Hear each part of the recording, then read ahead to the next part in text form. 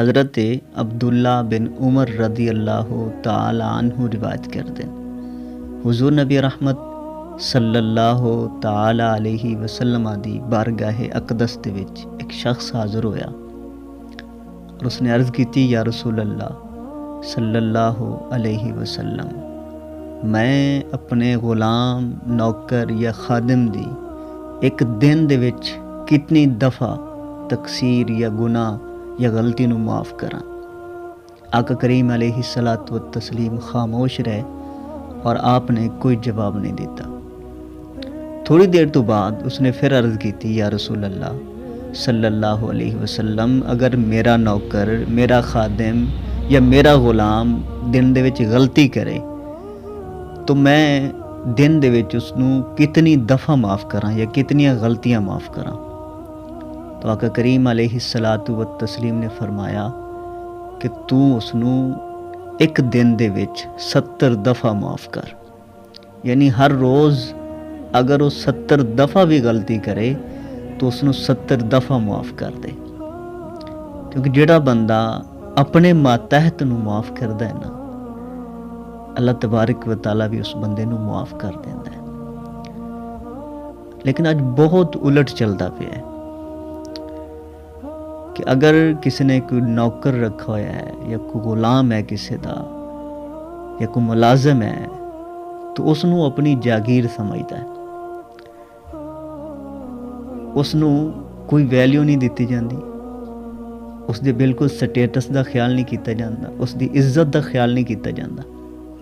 جتھے دل کردا ہے چار بندیاں دے وچ اس نو رسوا کردا ہے، اس نو شرمندہ کردا ہے، اس نو گندا کردا ہے، اس نو بلا بلا آکھدا ہے، اس نو گال تک کر لیندا ہے، تھپڑ تک مارے جاندے ہیں۔ لیکن آقا کریم علیہ الصلوۃ والسلام نے عرض کیتا گیا کہ حضور اگر نوکر غلطی کرے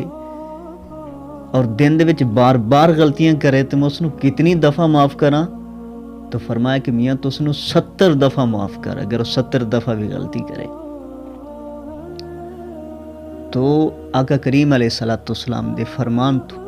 انہاں لوگوں نو سبق حاصل کرنا چاہیے جو اپنے ملازماں دے نال، اپنے نوکراں دے نال، اپنے خادماں دے نال، اپنے ماتحتاں دے نال اچھا سلوک نہیں کرتے۔ تو انہوں نے یاد رکھنا چاہیے کہ اخلاق دے وچوں ہے،